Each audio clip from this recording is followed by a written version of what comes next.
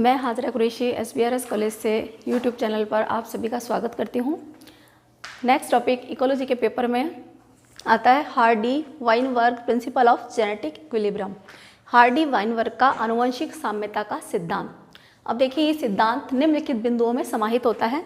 सबसे पहले आप देंगे इसका इंट्रोडक्शन, नेक्स्ट इसमें आएंगे कुछ डेफिनेशंस। आपको इस सिद्धांत को समझने के लिए कुछ डेफिनेशंस देंगे, उसको आपको एक्सप्लेन करने की एग्जाम में आवश्यकता नहीं है, लेकिन यहाँ समझने के लिए मैं आपको इन डेफिनेशंस के बारे में कुछ बताऊंगी। नेक्स्ट आता है हार्डी वाइनबर्ग का समीकरण, नियम एवं व्याख्या, और नेक्स्ट पॉइंट आएगा उसके लक्षण, और लास्ट में आएगा कि उस नियम को प्रभावित करने वाले कारक कौन कौन से हैं। तो चलिए सबसे पहला पॉइंट आता है आपके इंट्रोडक्शन।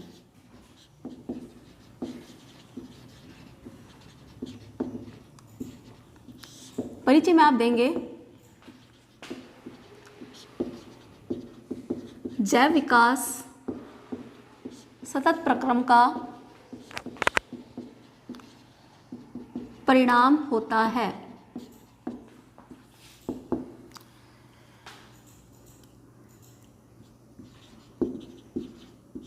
मेंडल द्वारा आनुवंशिकी व डार्विन द्वारा प्राकृतिक वर्णन द्वारा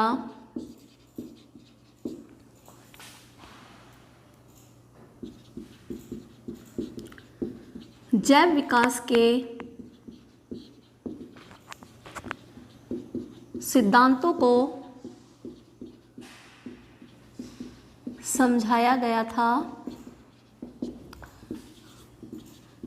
इसी श्रृंखला में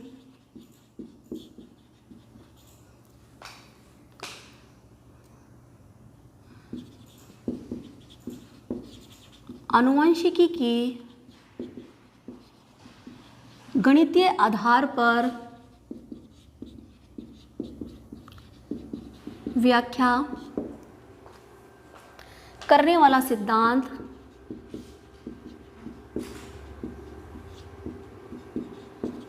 हार्डी वाइनबर्ग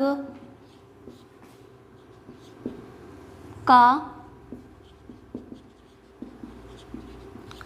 आनुवंशिक साम्यता का सिद्धांत प्रतिपादित किया गया,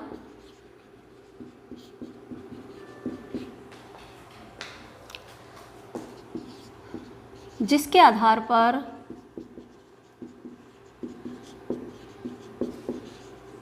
किसी भी समष्टि में पाए जाने वाले जीवों की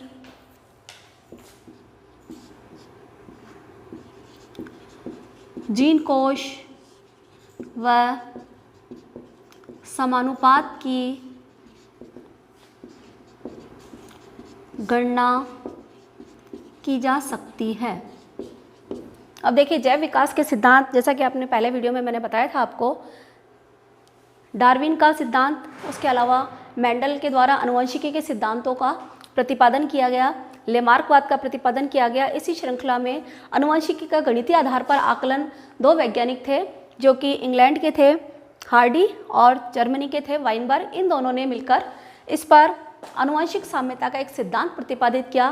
किसी भी भौगोलिक स्थान पर कोई भी जो समष्टि होती है, मैं आपको अभी एक्सप्लेन करूंगी समष्टि क्या होती है, तो उसमें जितने भी जीव पाए जाते हैं उनकी जीन कोशों की गणना, अगर उसमें जीन कोश सभी का पता है तो हम उनके समानुपात की गणना कर सकते हैं कि किसी भी समष्टि में पाए जाने वाले जीव का जीन कोश प्रजनन के पश्चात परिवर्तित होता है या स्वयं रहता है।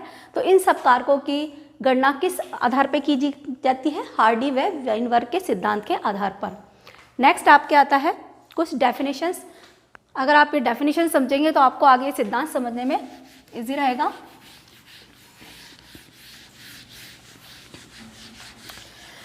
नेक्स्ट है आपके डेफिनेशंस। कुछ परिभाषाएं जिनके बारे में आपको जानना आवश्यक है, तभी आपको ये सिद्धांत अच्छे से एक्सप्लेन होगा। सबसे पहला होता है एलील। या इसे जीन विकल्पी भी कहा जाता है। जीन विकल्पी क्या होता है? किसी भी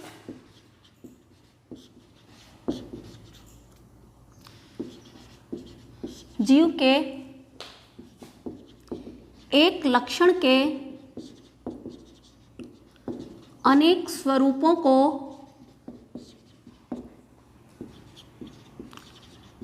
प्रदर्शित करने वाले जीनों को जीन विकल्पी या एलील कहते हैं। देखिए, यहाँ मैंने कहा कि किसी भी जीव का कोई भी एक लक्षण होता है, किसी भी लक्षण को एक जीन द्वारा नियंत्रित किया जाता है। अगर वो लक्षण के अनेक स्वरूप हैं, जैसे मान लीजिए कोई पौधा है, अगर वो लंबा भी है और छोटा भी है, तो एक ही चीज़ के दो लक्षण हो गए, लंबा और छोटा। तो इस तरह से दो प्रकार के अनेक स्वरूप हो गए। उन दोनों स्वरूपों को या एक ही लक्षण को, पौधे की लंबाई को दो तरीके से नापा जा सकता है, लंबाई, लंबा और छोटा, ये इसके दो स्वरूप हो गए। दोनों स्वरूप को अगर जितने भी जीन उसे कंट्रोल करते हैं तो उसे क्या कहेंगे आप? एलील या जीन विकल्पी। नेक्स्ट आता है जीन कोश। जीन कोश क्या होता है? जीन कोश होता है किसी भी समिष्टि में पाए जाने वाले जीवों के संयुक्त या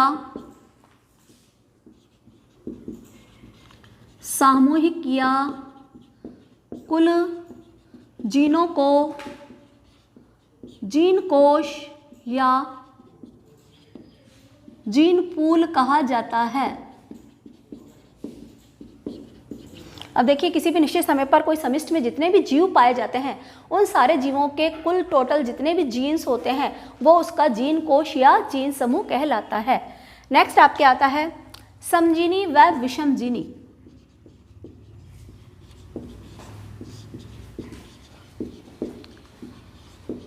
समजीनी देखिए यहाँ पर समान, विषम का मतलब असमान, जैसा कि नाम से ही शो हो रहा है। समजीनी का अर्थ होता है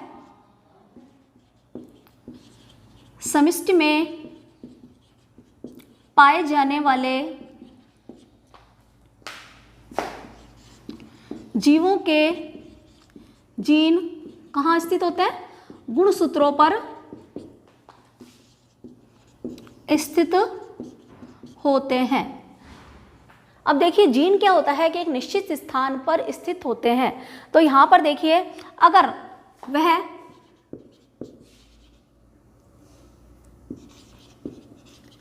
निश्चित बिंदु लोकस कहलाता है। लोकस या गुणसूत्र बिंदु कहलाएगा वो।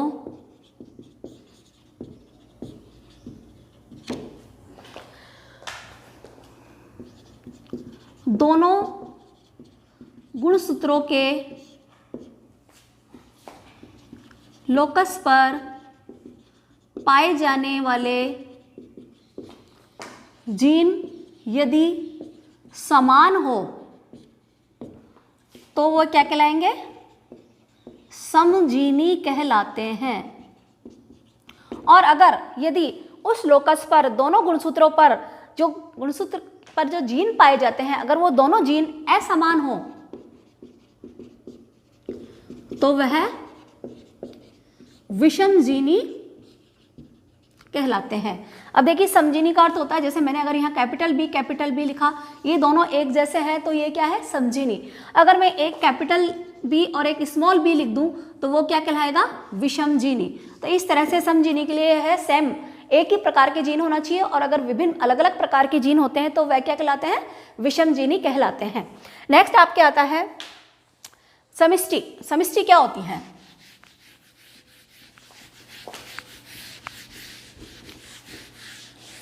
नेक्स्ट डेफिनेशन होती है समिष्टि। समिष्टि का अर्थ होता है किसी स्थान पर पाए जाने वाले समान जातियों का समूह जो भौगोलिक रूप से अवियोजित हो, उसके सदस्य किसके, जहां जातियों का जो समूह है उन जातियों के सदस्य, उसके सदस्य आपस में संकरण करने में समर्थ हो तथा जनन योग्य संतान उत्पन्न करते हों, वो क्या कहलाता है, समष्टि कहलाता है। अब देखिए किसी स्थान पर पाए जाने वाले किसी एक जाति का एक समूह है, तो वो सारे सदस्य मिलकर क्या होते हैं, भौगोलिक रूप से अवियोजित नहीं, यानी एक ही जगह स्थापित होना चाहिए, अलग अलग वह नहीं होना चाहिए। और उसके सदस्य आपस में संकरण या जनन, दोनों चीजें होती है। संकरण कृत्रिम रूप से कराया जाता है और जनन प्राकृतिक रूप से होता है। वो दोनों क्रिया उसमें होना आवश्यक होना चाहिए। उसके सदस्य आपस में जनन या संकरण करने में समर्थ होना चाहिए और जनन योग्य संतान उत्पन्न करना चाहिए, बांझ नहीं होना चाहिए। अदरवाइज क्या होता है, जैव विकास रुक जाता है। अगर वो जनन योग्य होंगे तो आगे से अपनी और संतति उत्पन्न करते रहेंगे और एक जाति का अस्तित्व बना रहेगा। इसलिए क्या होता है कि समष्टि वो कहलाएगी जहां भौगोलिक रूप से अवियोजित है, उसके सदस्य आपस में संकरण करते हो और जनन योग्य संतान उत्पन्न करते हो। इस तरह से जैव विकास की प्रक्रिया सतत रूप से चलती रहे। इस तरह से आपके ये कंप्लीट होती है डेफिनेशंस। नेक्स्ट पॉइंट आता है हार्डी-वीनवर का समीकरण, नियम व व्याख्या। समीकरण, नियम एंड व्याख्या। सबसे पहले देखिए समीकरण, जैसा कि मैंने इधर लिखा हुआ है p² + 2pq + q² = 1। यह इसकी रासायनिक साम्यता या जेनेटिक इक्विलिब्रियम का इक्वेशन होता है और ये एक द्विपदीय व्यंजक होता है। तो इस तरह से इसका समीकरण तो होता है ये। अब नेक्स्ट आता है नियम। सबसे पहले ये देखिए हार्डी कौन थे, हार्डी इंग्लैंड के एक वैज्ञानिक थे और वाइनबर्ग जर्मनी के वैज्ञानिक थे। और इन दोनों ने मिलकर क्या किया था कि आनुवंशिक साम्यता का सिद्धांत दिया था। अब देखिए सिद्धांत की परिभाषा क्या थी।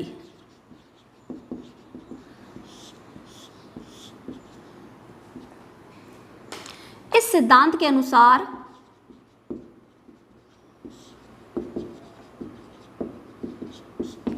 यदि किसी समष्टि में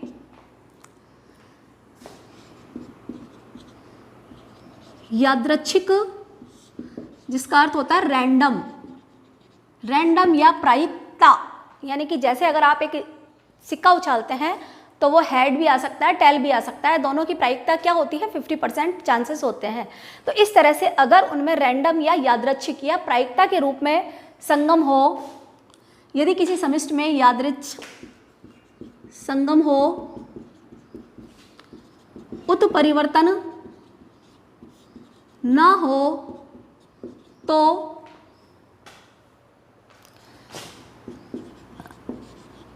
समष्टि में जीवों की आनुवंशिक साम्यता पीढ़ी दर पीढ़ी नियत रहती है। अब देखिए ये इसकी डेफिनेशन थी कि इस सिद्धांत के अनुसार हार्डी-वीनवर के रासायनिक समीकरण के अनुसार यदि किसी समष्टि में यादृच्छिक संगम हो, उत्परिवर्तन ना हो, तो समष्टि में जीवों की आनुवंशिक साम्यता पीढ़ी दर पीढ़ी नियत रहती है। अर्थात उनका जो जीन कोश होता है या जीन पूल होता है वो अपरिवर्तित रहता है। तो यानी कि ये दो चीज़ें होना अत्यंत आवश्यक है कि उन समष्टि के जीवों के आनुवंशिक जो भी पदार्थ होता है, जैसे कि जीन और गुणसूत्रों में क्या होना चाहिए, उत्परिवर्तन नहीं होना चाहिए और यादृच्छिक संगम, रैंडम मैटिंग होनी चाहिए। तो ऐसी कंडीशन में क्या होता है, समष्टि में जीनों की आनुवंशिक साम्यता, अर्थात ये आपको बताया p² + 2pq + q² = 1। अभी मैं आपको इसकी व्याख्या करके बताऊंगी। ये p और q क्या होते हैं, ये क्या होते हैं, दो प्रकार के जीवों के गुणसूत्र होते हैं। अगर ये नियत रहते हैं, जीन कोश सेम रहता है, तो उसमें जनन के पश्चात भी क्या होती है, आनुवंशिक साम्यता सेम रहती है, पीढ़ी दर पीढ़ी वही जीन कोश की संख्या वही रहती है, वो चेंज नहीं होती है।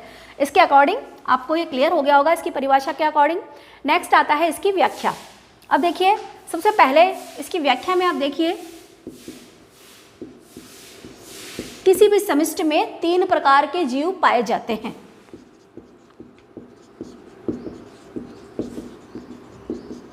अब देखिए 3 प्रकार के कौन कौन से होते हैं। पहले होते हैं समजीनी प्रभावी जीव, ठीक है। समजीनी अभी मैंने बताया कि जिसमें कि जीन 2 प्रकार के जितने भी गुणसूत्र होते हैं उन पे जीन समान प्रकार के पाए जाए तो वो समजीनी प्रभावी जीव कहलाते हैं। दूसरे होते हैं विषमजीनी जीव, और तीसरे प्रकार के होते हैं समजीनी अप्रभावी लक्षण वाले जीव। ये थे आपके प्रभावी और यह है अप्रभावी। इस तरह से 3 प्रकार के जीव किसी भी समष्टि में पाए जाते हैं।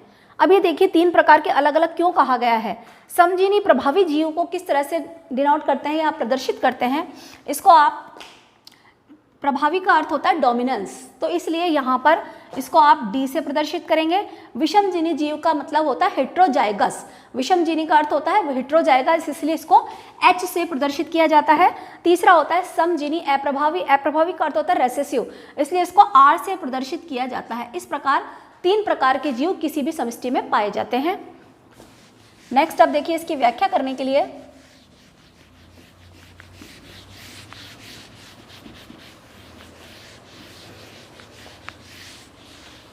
अब मैं आपको एक एग्जाम्पल बताते हैं कि अब किसी भी जीव की बारंबारता की गणना कैसे की जाती है। समष्टि में जीवों के जीनों की या जीन प्रायिकता की बारंबारता की गणना, अब मैंने आपको पहले बताया समजीनी प्रभावी जीव की जब भी गणना करेंगे तो कैसे करेंगे, D/N के अकॉर्डिंग। विषमजीनी की कैसे करेंगे, विषमजीनी जीव की गणना करने के लिए आपको मैंने H/N बताया था। और तीसरा उसकी समजीनी अप्रभावी जीव की गणना करने के लिए यहाँ पर आएगा R/N। यहाँ D का अर्थ क्या है, प्रभावी, H का मतलब विषमजीवी, R का मतलब रेसेसिव या अप्रभावी, और N यहाँ पर क्या है, N इक्वल टू समष्टि में पाए जाने वाले कुल जीवों की संख्या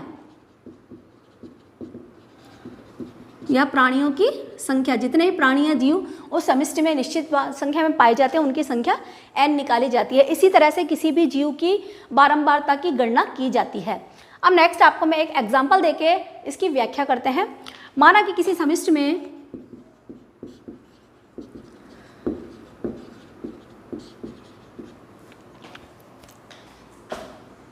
समजीनी प्रभावी जीवों की गणना, समजीनी प्रभावी जीवों की संख्या देखिए कितनी है, 36% है। इसी तरह समष्टि में विषमजीवी जीवों की संख्या बराबर मान लीजिए 48 है। और समष्टि में तीसरा आपके मैंने बताया था समजीनी अप्रभावी जीवों की संख्या मान लीजिए 60% है।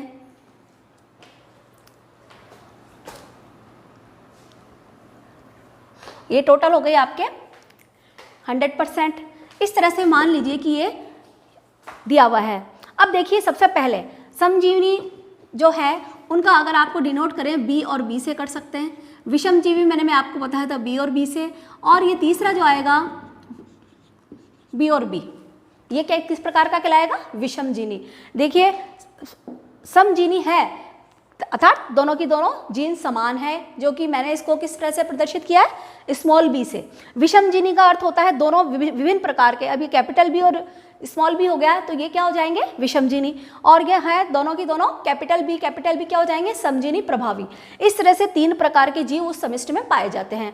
अब देखिए टोटल निकालने के लिए क्या होता है, अगर इसका टोटल मारेंगे तो आपको दिख रहा है कितना है, 100%। अब ये कब है कि समिष्टि में प्रारंभिक, ये क्या है, प्रारंभिक जीन कोश, प्रारंभिक जीन कोश है 100%, जिसमें अलग अलग आपको वितरण मैंने दिखाया है। नेक्स्ट अब देखिए इसमें, अब जनन के पश्चात, अब ये जब जीव के समिष्टि में जो जीव पाए जाते हैं वो आपस में प्रजनन करेंगे और नेक्स्ट पीढ़ी उत्पन्न होंगी, तो नेक्स्ट पीढ़ी में भी आपके इतना ही 100% ही आएंगे। और ये देखिए कैसे आते हैं। अब देखिए सबसे पहले समजीवी प्रकार के जंतु कितने हैं, मैंने आपको बताया 36%, ठीक है, जो कि कितने थे, कैपिटल बी और कैपिटल बी, और दूसरे हैं विषमजीनी जो कि है 48%। 48 का मतलब होती है कैपिटल बी और स्मॉल बी, जो कि आपको मैंने अभी प्रदर्शित किया। अब ये इसका अर्थ क्या है कि आधे जीन तो कैपिटल बी वाले हैं और आधे जीन कैसे हैं, स्मॉल बी वाले, तो इसका अर्थ हो जाएगा आधे आधे, 24 + 24, आधे 24 कितने हैं, ये वाले कैपिटल बी के हैं, और आधे ये जो 24 हैं वो स्मॉल बी वाले हैं। ऐसे टोटल मिला के विषमजीनी 48% होते हैं, और अप्रभावी को आपको अभी पता ही है ये कितना है, 16%। अब इस तरह देखिए समान जीवों का समजीनी कैपिटल बी समूह के जीन कितने हो जाएंगे, 36 तो आपको यहाँ दिखाई दे रहे हैं, 36 यहाँ पर है, और दूसरे 24 और हैं। इस 24 को इसमें आप इसको जोड़ देंगे, क्योंकि ये वाले बी वाले इस बी में जोड़ेंगे तो टोटल आपके हो जाएंगे 60%, ठीक है। अब ऐसे ही आपके स्मॉल बी के कितने रह जाएंगे, स्मॉल बी के 16% तो ये हैं और 24 ये हैं, तो स्मॉल बी समूह के जीन कितने हो जाएंगे, 16 + 24, ये हो जाएंगे 40%। इस तरह से आपके ये निकल जाएंगे, यानी कि बी और बी कितने समूह निकल जाएंगे, ये 60 और ये 40% निकल जाएंगे। अब इसमें आप आगे देखिए, आप इसकी बारंबारता निकालते हैं। जीनों की बारंबारता निकालने के लिए देखिए, अब अपने समिष्टि में जबकि जीन कोश प्रारंभिक था, अब जनन के पश्चात क्या होगा, अब जीन कोश की बारंबारता निकालने के लिए जनन के पश्चात देखिए, एक तरफ तो होता है अंडाणु गुणा दूसरी तरफ हो जाएगा शुक्राणु, ठीक है, फर्स्ट। अब देखिए यहाँ पर जीनों का प्रतिशत निकालेंगे, और जनन के पश्चात क्या होगी, जीवों को की संख्या देखिए पहले जो आ रही थी सेम वही आएगी। अब देखिए अंडाणु और शुक्राणु, पहले वाले जो समजीनी है जीव, अगर अंडाणु बी और शुक्राणु भी होगा क्योंकि समजीनी है, तो यहाँ पर देखिए इसकी प्रतिशत निकालेंगे तो क्या करेंगे, क्योंकि कुल जीवों की संख्या यहाँ पर कितनी है, 100, तो मैंने अभी आपको निकालना D/n, तो यहाँ पर D क्या है, बी और बी कितना है आपके 60% गुणा 60% अपॉन 100, n की संख्या है, तो इस तरह से आप इसको सॉल्व करेंगे तो ये आ जाएगा आपके 36%। कौन सा आएगा, बी और बी वाला। सेकंड आएगा आपके कैपिटल बी और स्मॉल बी, कैपिटल बी आपके 60 है और स्मॉल बी आपका है 40 अपॉन 100 = 24% आ जाएगा। तीसरा आएगा हेट्रोजाइगस में, पहले इसमें अंडाणु बी का आएगा और शुक्राणु कैपिटल बी का आएगा, तो अब ये देखिए ये सिचुएशन चेंज हो गई, लेकिन इक्वेशन और रेशो सेम आएगा आपके, तो ये भी आपके 24% आ जाएगा। फोर्थ आएगा अब समजीवी प्रकार के हैं स्मॉल बी और स्मॉल बी का कितना है आपके 40 गुणा 40 अपॉन 100। अब ये देखिए यहाँ पर भी कितना आ गया 16%। अगर आप इसका टोटल निकालेंगे तो कुल जीवों का जीन कोश कितना आएगा, 100 ही आएगा। अब देखिए, लेकिन अब ये कब स्थिति है, जीनों की बारंबारता है जनन होने के पश्चात। अब देखिए किसी भी समष्टि में जनन से पहले भी वही रेशियो था आपके 36, और ये दोनों अगर ये हेट्रोजाइगस हैं सेम, तो ये टोटल मिला के आ जाएगा 48%, और जीनों की समष्टि में पहले भी यही वाला रेशो था और उसके पश्चात भी यही वाला रेशो आता है। तो इस प्रकार से आप इसको सिद्ध कर सकते हैं। और अब ये देखिए ये निकालने के बाद भी इसमें क्या आता है, इनकी वैल्यू कितनी आती है, एक ही आती है, क्योंकि जनन के पश्चात भी समिष्टि में जीवों का जो आनुवंशिक साम्य या जीन कोश समान रहता है। कब रहता है, जबकि दो कंडीशन रहती है, या तो उनमें यादृच्छिक संगम हो, और दूसरा क्या होता है, अभी मैंने आपको जैसा बताया कि उत्परिवर्तन नहीं होना चाहिए। इस तरह से आप इसकी व्याख्या करेंगे। नेक्स्ट आपके आता है लक्षण।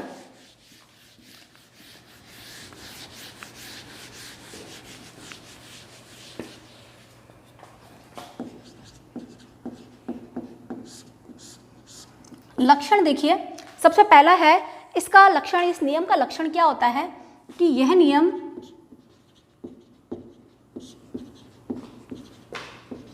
यादृच्छिक संगम पर आधारित है। यानी कि संगम कैसा होना चाहिए, यादृच्छिक होना चाहिए, प्राकृतिक वर्ण द्वारा नहीं होना चाहिए। दूसरा, यह नियम बड़ी समष्टियों पर लागू होता है। वहां पर क्या होता है, आनुवंशिक साम्यता बनी रहती है, बनी रहती है। और छोटी समष्टियों में क्या होता है, यह अनिश्चित होता है।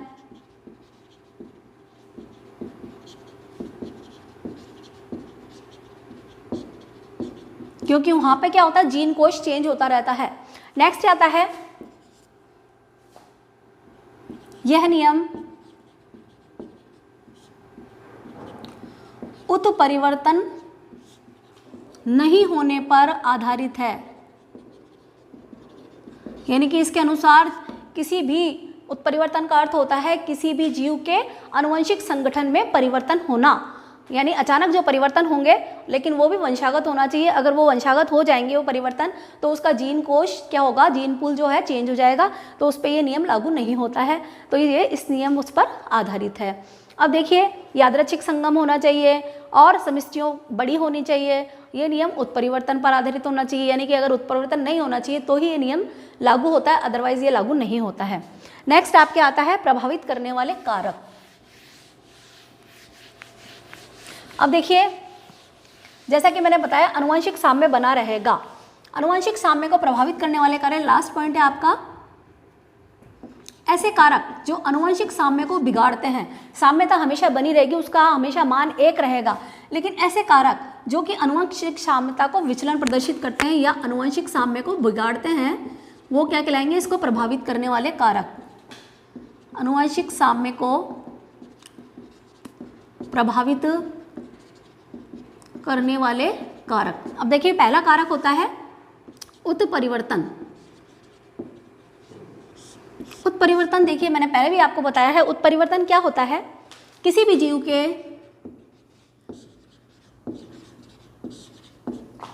आनुवंशिक पदार्थ में, आनुवंशिक पदार्थ क्या होता है, गुणसूत्र व जीन।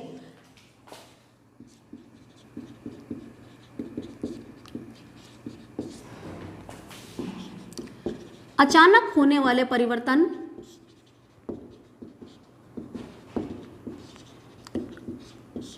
जो वंशागत हो या आनुवंशिक हो, अर्थात एक पीढ़ी से दूसरी पीढ़ी में जाते हैं, वो क्या कहलाते हैं, उत्परिवर्तन कहलाता है। अब देखिए, किसी भी जीव के अगर गुणसूत्र या जीन में अगर उत्परिवर्तन होगा, अर्थात उसमें परिवर्तन होगा, तो क्या होगा, जीव की बाहरी व आंतरिक संरचना में बदलाव होगा। और वो क्या होगा, एक पीढ़ी से दूसरी पीढ़ी में जाएगा, तो उससे क्या होगा, नई जातियों का विकास होगा। इस तरह से नई जातियों का विकास होने से क्या होगा कि उत्परिवर्तन यदि होगा तो उसमें क्या हो जाएगा कि जैसे जैसे परिवर्तन होगा तो आनुवंशिक साम्यता समान नहीं होगी, उनका जीन कोश और जीन पूल, जीनों की संख्या परिवर्तित हो जाएगी, उसकी संरचना में परिवर्तित होगा और नए जीवों का विकास हो जाएगा। दूसरा है यादृच्छिक संगम, नॉन रैंडम मैटिंग। इसका अर्थ ये होता है कि अगर दो जीवों का मिलन या संगम होता है वो यादृच्छिक नहीं होना चाहिए और प्राकृतिक वर्ण पे होना चाहिए। अयादृच्छिक संगम होने पर क्या होगा कि जीवों में विभिन्नताएं उत्पन्न हो जाएगी। और ये अधिकतर कहाँ पर होता है, जहाँ पे समष्टि का आकार छोटा होता है, छोटा होगा, जीवों की संख्या कम होगी, तो इस तरह से उनमें संगम क्या होगा, यादृच्छिक होगा, और अलग अलग प्रकार के जीव, अलग अलग जातियों के बीच में भी संगम संभव होगा। तो ऐसी स्थिति में अलग अलग प्रकार के जीन कोश आएंगे और वो अगली पीढ़ी में वंशागत होते रहेंगे। इस तरह से यादृच्छिक संगम होना चाहिए। नेक्स्ट होना चाहिए प्राकृतिक वर्ण। प्राकृतिक वर्ण के द्वारा भी क्या होता है कि अगर, जैसा कि मैंने आपको डार्विन वाले सिद्धांत में बताया था, अगर प्राकृतिक वर्ण द्वारा जातियों का विकास होता है तो उनमें आपस में क्या होता है, संघर्ष होता है। संघर्ष होने के बाद क्या होता है, जो जीव उसमें जीवित रह जाते हैं उनमें क्या होता है, विभिन्नताएं आ जाती हैं। विभिन्नताएं आने से क्या होता है कि वो विभिन्नताएं एक पीढ़ी से दूसरी पीढ़ी में वंशागत होती हैं और नई जातियों का विकास होगा, और नई जातियां होने से समष्टि के आनुवंशिक कोश में परिवर्तन आ जाएगा और वो उसको प्रभावित करेगा।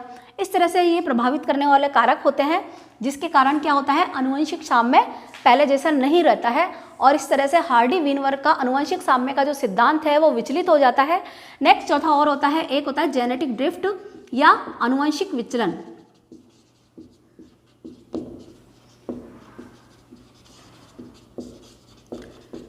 लास्ट पॉइंट है आपके ये आनुवंशिक विचलन।